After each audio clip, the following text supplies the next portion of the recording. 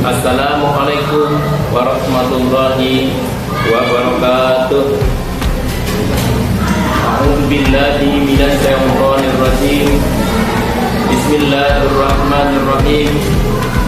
Alhamdulillahi rabbil alamin. Wa bihi nasta'inu ala umuri dunya waddin. Wassalatu wassalamu ala asrofil anbiya'i wal mursalin wa ala alihi wa sahbihi ajma'in. Bismillahilladzi la yadurru ma'asmihi syai'un fil ardi wa la fis samaa'i wa huwas samiul alim.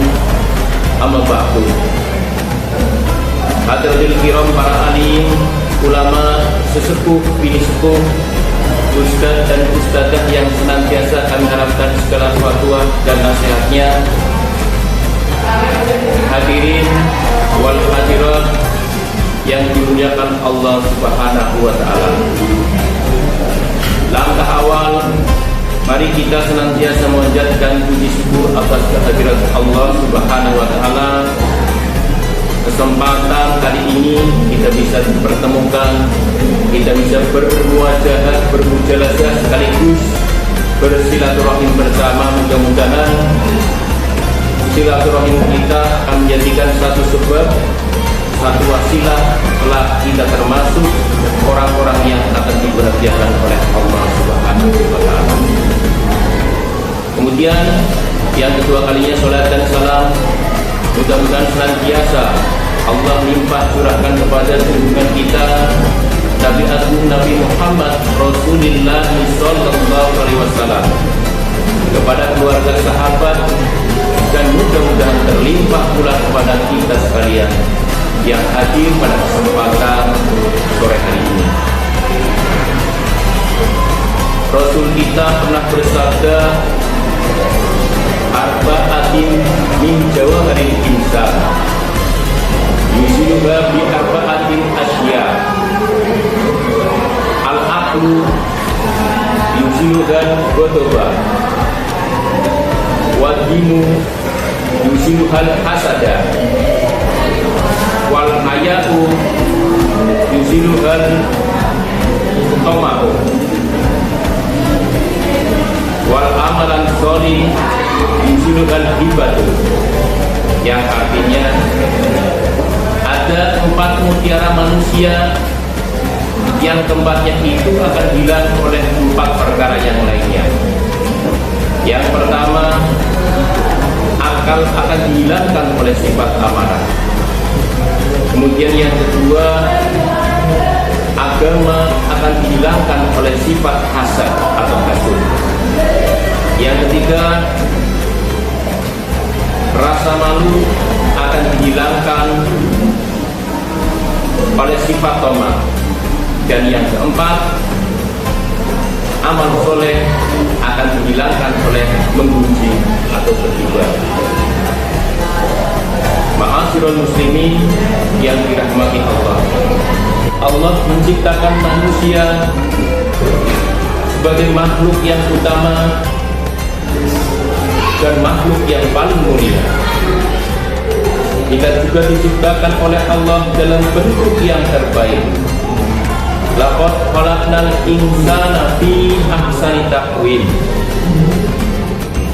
Kita juga oleh Allah diberikan berbagai macam kelebihan yang hanya Allah berikan kepada kita manusia dan tidak Allah berikan kepada makhluk selain manusia. Kemudian terhadap kelebihan-kelebihan tersebut juga sepantasnya kita untuk menjaga, melestarikan, dan utamanya adalah mensyukurinya.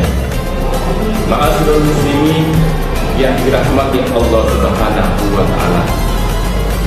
Kemudian terkait dengan 4 macam mutiara manusia yang akan hilang oleh 4 perkara yang lainnya, mari kita bahas satu persatu.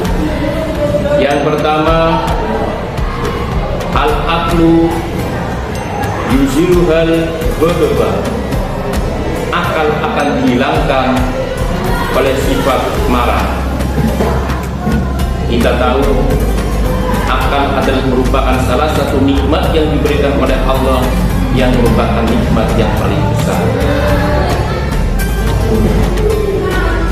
akal kita bisa membedakan hal yang baik dan hal yang tidak baik. Dengan akal pula kita bisa membedakan mana yang membahayakan dan mana yang tidak membahayakan. Kemudian dengan akal juga kita bisa meraih kesuksesan. Tetapi pada kenyataannya terkadang kita di dalam bertindak dan berbuat seringkali dengan tergesa-gesa atau kurang menggunakan akal kita dengan sempurna. Bahkan Allah sudah memperingatkan kepada kita di dalam Al-Quran sampai 13 kali. Afala ta'qilun, afala ta'qilun. Kemudian akal yang kita nikmati itu, yang kita miliki itu akan bisa dirusak oleh sifat amarah. Terkait dengan sifat amarah, Rasul kita menjadi satu-satunya manusia di muka bumi ini yang bisa mengendalikan amarahnya dengan sangat-sangat baik. Dan kita perlu mencontoh kepada beliau. Suatu ketika beliau sedang dakwah di kota Taif. Kemudian saat itu pula masyarakat kaum kafirin melempari beliau dengan kotoran, mencaci, memaki, menghina. Tapi apa yang terjadi? Malaikat Jibril merasa marah dengan perlakuan masyarakat kota Taif kepada Rasulullah. Sampai-sampai malaikat Jibril menawarkan, "Ya Rasulullah, apakah kamu ingin dua gunung yang membatasi kota Taif ini saya jatuhkan atas nama Allah untuk menghancurkan masyarakat Taif?" Tapi Rasul kita menjawab dengan halus dan pelan, "Wahai Jibril, tidak usah. Mereka berbuat seperti itu kepada saya karena mereka itu tidak tahu tentang saya." Kemudian terkait dengan sifat marah tadi yang akan bisa menghancurkan akal, Rasul kita pernah memperingatkan kepada kaum Muawiyah, "Ya Muawiyah, innaka wal ghadaba fa innal ghadaba yufsidul imana kama yufsidus sabirul asala." Ya Muawiyah, jauhilah oleh kalian sifat marah, karena sesungguhnya marah itu bisa merusak kebaikan seperti jajan bisa merusak madu. Hadis riwayat Baihaqi. Dan ternyata terkait dengan sifat marah ini, para ilmuwan menemukan kebanyakan orang yang sakit TBC, kemudian sakit stroke, ternyata banyak disebabkan oleh karena mereka tidak bisa menahan rasa marah. Mudah-mudahan di saat kita sedang melaksanakan ibadah puasa, kita bisa mengendalikan sifat marah kita sehingga puasa kita bisa menjadi lebih sempurna. Kemudian yang kedua, wadinu yusilu hal hasada. Agama akan dihilangkan oleh sifat hasad.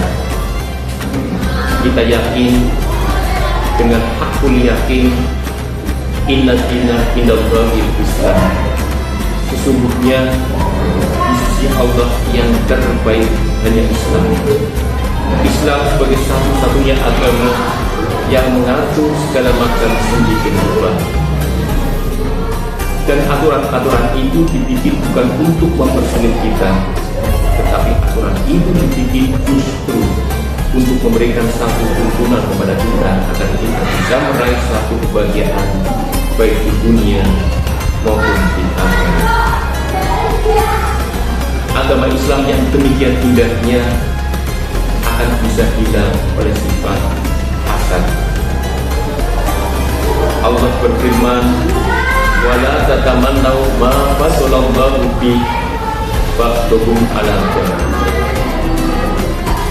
Dan janganlah kalian merasa iri dengan karunia yang diberikan oleh Allah kepada kalian terhadap sebagian yang lain. An-Nisa ayat 30. Kemudian terkait dengan marah ini, maaf, terkait dengan sifat hasad ini. Kemudian terkait dengan sifat hasad ini biasanya muncul karena didahului oleh sifat iri. Padahal iri itu adalah tanda tak mampu. Ketika tetangga kita membeli motor, kita buru-buru membeli salon pas. Ketika tetangga kita membeli mobil, kita buru-buru pergi ke dokter untuk memeriksakan jantung kita. Dan ketika tetangga kita mendapatkan nikmat yang lebih yang lainnya, timbul sifat iri yang akhirnya menyebarkan gosip atau menguji atau hasud. Oleh karena itu, karena kita tahu bahaya sifat hasad, mari kita jaga agar agama Islam itu tidak hancur oleh sifat hasud tersebut. Kemudian yang ketiga adalah wal haya'u yusilhatu tawma'un. Rasa malu akan dihilangkan oleh sifat toma atau sifat tamak. Malu adalah budaya atau merupakan salah satu akhlak terpuji kita yang harus kita punya. Al-hayahu la yahdi ila bi khair. Malu tidak datang kecuali dengan kebaikan. Maka orang yang terbaik itu adalah orang yang punya rasa malu. Malu ketika kita berbuat salah, malu ketika kita membuka aurat, malu ketika kita hasil ulangannya jelek, dan sebagainya. Ketika budaya malu itu sudah kita punya, insya Allah, maka sifat tomat itu tidak akan bisa menghilang di diri kita. Walaupun pada fenomena zaman sekarang sifat malu itu sudah mulai terkikis atau mulai hilang dari diri kita, terutama generasi muda. Seorang remaja, contoh saja anak sekolah, ketika pagi-pagi ditanya oleh seorang guru bangun jam berapa, sudah sholat subuh atau belum, mereka dengan enaknya, dengan tidak punya rasa malu menjawab siap dan lain sebagainya. Oleh karena itu, di kesempatan yang baik ini, mari kita budayakan rasa malu, karena rasa malu itu merupakan salah satu amat berkah. Ma'asyiral muslimin rahimahullah. Kemudian yang keempat, amalan solih yusilugal hibatu. Amal solih akan dihilangkan oleh sifat hibah atau memuji. Rasul kita pernah bersabda, "Dikuka akhaka bima yukrahu." Engkau menyebutkan sesuatu yang ada pada seseorang tentang sesuatu yang ia tidak senang. Hadis riwayat Ahmad. Terkait dengan amal soleh akan dihilangkan oleh sifat hasad, Rasul kita pernah bersabda lagi, yang artinya ada seseorang yang jatuh payah pada orang tersebut. Menurut sahabat yang lain, menurut sahabat Rasul adalah orang yang amal ibadahnya cukup dan sangat luar biasa. Tetapi Rasul menambahkan bahwa orang tersebut adalah calon penghuni neraka. Para sahabat umum. Kemudian Rasul menjelaskan, itulah contoh orang yang jatuh payah. Kenapa ya Rasulullah? Para sahabat bertanya. Rasul menjawab, orang itu adalah orang yang amal ibadahnya selalu diikuti oleh amal perbuatan jelek. Ketika dia habis berbuat baik, dia selalu bersifat memuji, sehingga amal baik itu akan selalu hilang. Bahkan amal baik itu akan berikan kepada orang yang diinginkan. kafawatul ghibati antas biro liman iktayatu taqulu Allahumma firli walakum. Penebus dosa mengunjing ialah engkau memintakan ampun kepada orang yang dipujinya dengan mengucapkan, ya Allah, ampunilah dosa kami dan dosa kaum muslimin. Mudah-mudahan dengan apa yang tadi saya sampaikan sedikit, mudah-mudahan bisa bermanfaat untuk semua. Minta maaf atas segala kekurangan. Billahi taufiq wal hidayah. Assalamualaikum